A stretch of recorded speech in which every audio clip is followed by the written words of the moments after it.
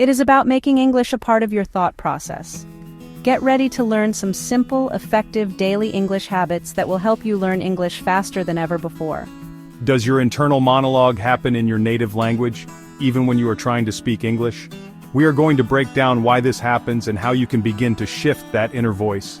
Changing the way their brain processes the language is the secret ingredient to truly living in it. Welcome to Learn and Talk English podcast. Have you ever found yourself desperately trying to find the right words in English? It is a common frustration that so many learners face. Today, we are diving deep into a skill that can completely transform your ability to speak English naturally: how to think in English. It is the very foundation of effortless communication. Imagine being able to express your thoughts without that constant delay of translation. Ultimately, learning to think in English builds incredible confidence. Every time you form a thought directly in English, you are proving to yourself that you can do it. These small victories build upon each other, reducing the fear of making mistakes. You start to trust your instincts and feel more comfortable taking risks with the language. This confidence is magnetic. It makes people want to talk to you, which in turn gives you more practice. It is a wonderfully positive cycle that accelerates your journey toward genuine and lasting English fluency. Thinking in English dramatically improves your listening and comprehension skills. When your brain is already operating in English mode, you process information directly, you understand more, you react faster, and you can engage with the material on a much more meaningful level. This deep English immersion of the mind is what separates advanced learners from intermediate ones. Furthermore, thinking in English fundamentally changes your relationship with the language. When you think directly in English, you start to understand its nuances on a much deeper level. It allows you to keep up with native speakers and participate in conversations with much greater ease and confidence. When you stop translating in your head, you eliminate a huge mental step, which means you can speak much faster and more smoothly. What does it truly mean to think in English? It's about silencing the translator in your mind. Most learners translate each word into English before speaking, which is inefficient. True thinking in English means generating thoughts directly in English, like when you see a beautiful sunset and the English thought appears instantly. This is what native speakers do unconsciously. The goal is to make this direct pathway the default, a fundamental shift in your mental wiring. Thinking in English is like having a built-in dictionary where words are ready to use. This is internalizing the language. This shift requires conscious effort and practice. Become aware of your mental habits. Do you hear your native language first? We'll give you exercises to bypass translation and build a more direct connection to English, which is key to improve English speaking skills. I remember struggling with French. I spent years learning vocabulary and grammar. I could ace tests, but in real conversations, my mind would freeze. I was caught in the translation trap. I'd hear French, translate it to English, formulate an English answer, and then translate back to French. The conversation would move on. It was exhausting, like my brain was running a marathon. I focused on language conversion, my speech was slow and robotic. I wasn't thinking in the target language.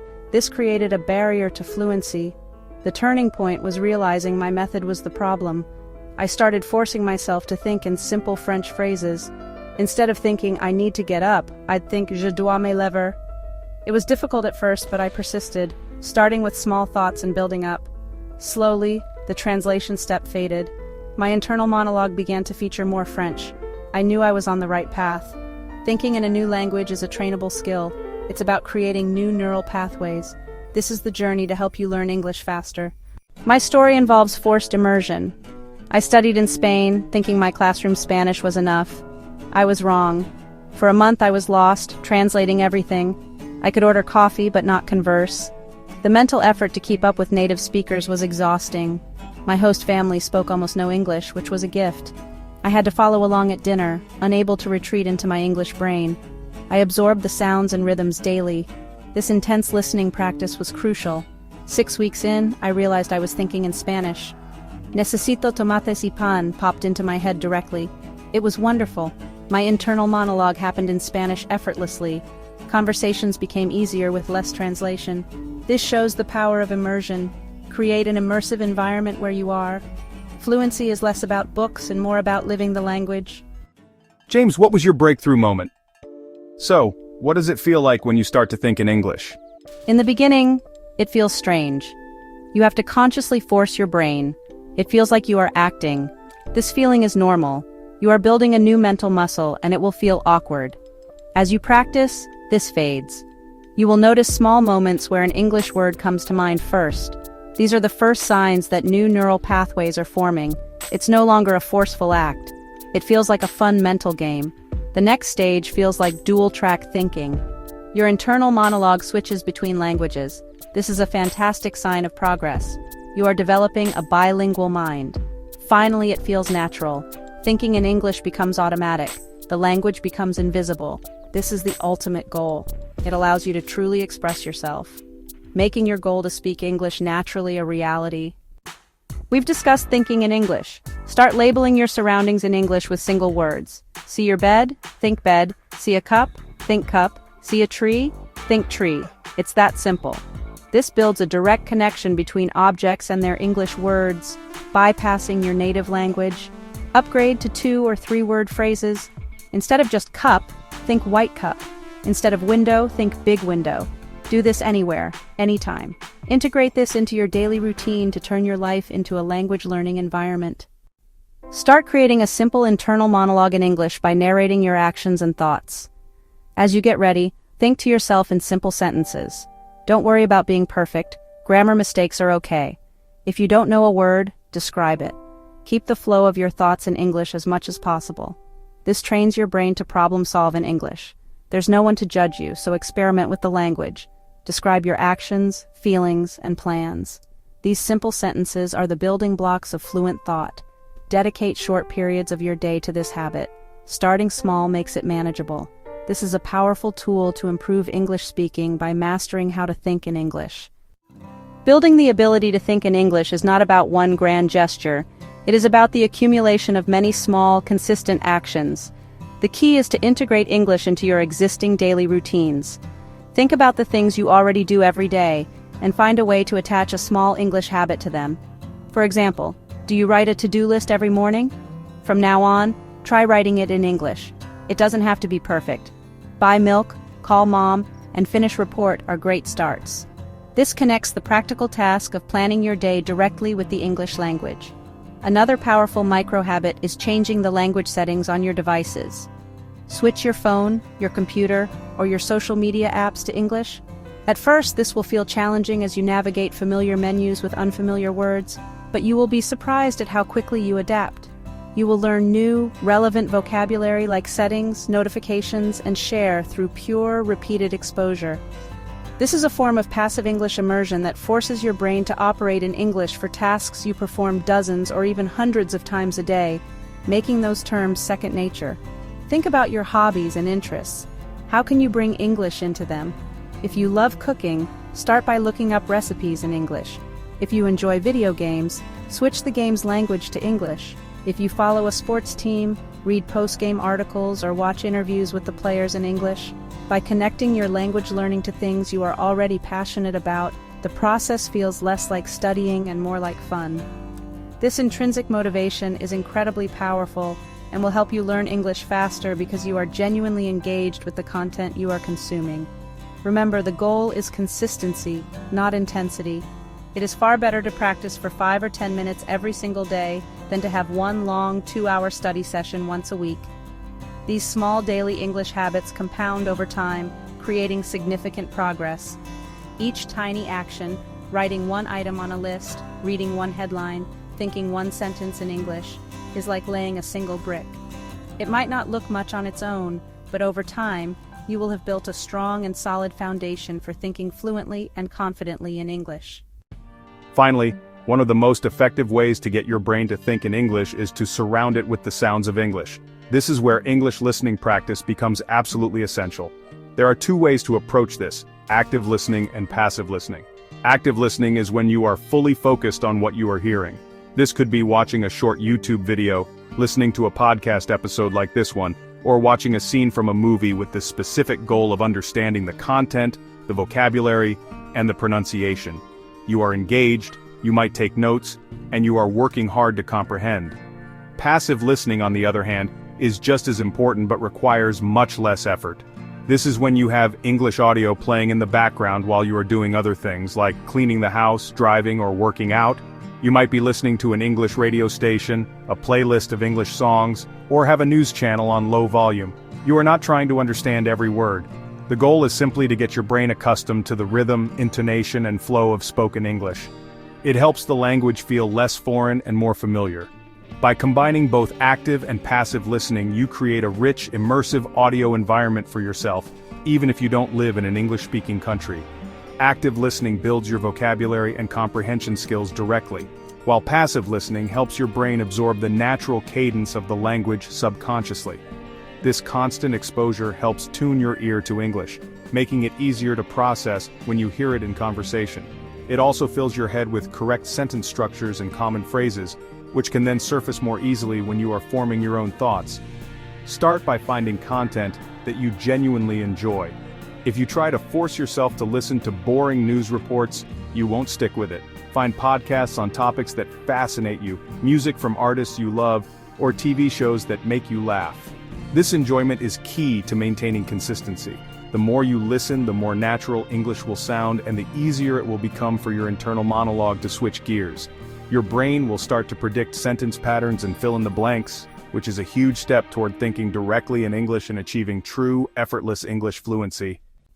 One of the biggest challenges you'll face is fear. Specifically, the fear of making mistakes. This fear is a major obstacle to speaking English naturally. Change your mindset. Mistakes are not failures, but learning opportunities. Every fluent speaker made mistakes to get where they are. Practice in low-stakes environments like your internal monologue. Find a supportive language partner or tutor.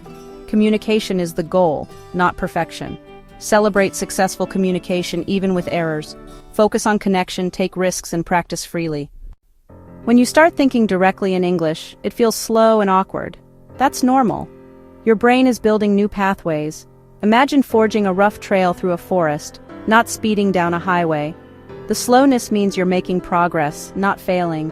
Every slow, deliberate thought in English is paving that mental road. Don't give up and revert to translating just because it feels easier. This stage is temporary, like learning to ride a bike. It's wobbly at first, but soon it becomes natural. With practice, you'll stop overthinking and just ride in English. To handle awkward pauses in conversation, use simple filler phrases. Let me see. That's a good question, or just a moment. These buy you time and show you're engaged. Embrace the slowness, it's an investment in your future fluency. Trust the process and keep practicing. The speed and confidence will come. Remember, everyone feels slow at first. The only way forward is through. Be patient with yourself. You're building fluency, one thought at a time. Thinking in English is tough and can leave you mentally exhausted. When you feel tired, your brain wants to switch back to your native language. Don't push yourself to burn out short. Focused practice is better than long, draining sessions.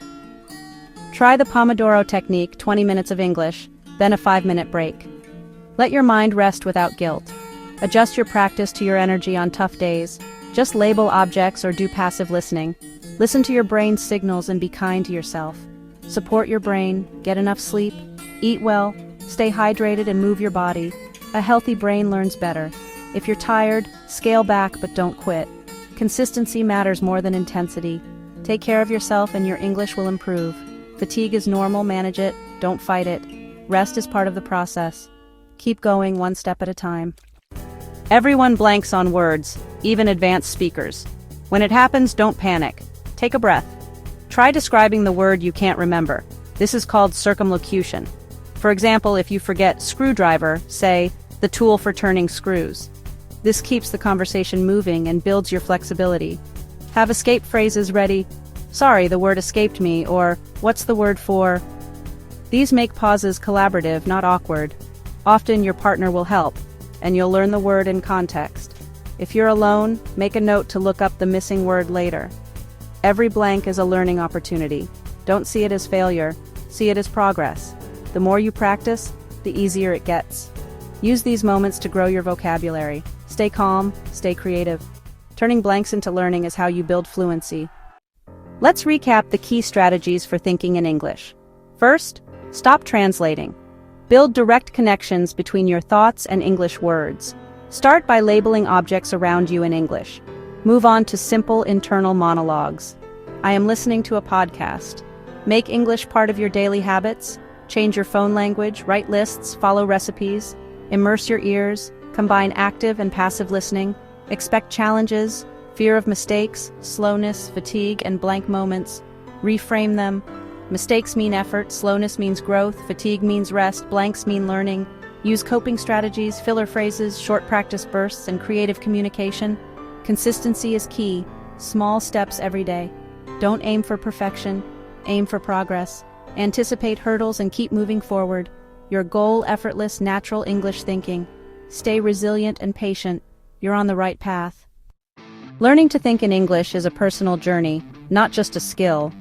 Some days you'll feel fluent, other days you'll struggle. Both are normal. Be patient and celebrate small wins, like thinking of an English word first. Fluency isn't a finish line, it's ongoing growth. Even native speakers keep learning. Don't chase perfection. Enjoy the process. Find joy in challenges and connections. Every step, no matter how small, is progress. Your efforts expand your world and your mind. This journey changes how you see and think. Carry excitement and possibility with you. You have the tools and the ability. Trust yourself and the process. The reward is expressing your true self in English. Your journey is happening now. Keep going. Now it's your turn. Take action. Share one simple thought you had in English in the comments below. It could be anything. This is helpful. I'll try labeling objects, or I'm excited to start. Don't worry about mistakes. Just practice and share. By joining in, you become part of a supportive community. Reading others' comments will motivate you. You're not alone. Take a breath, form your sentence, and post it. We can't wait to cheer you on. If this episode helped you, please like and subscribe. Turn on notifications so you don't miss future episodes. We have more tips coming to help you speak English confidently. Share this episode with friends who need it. You could help someone have a breakthrough.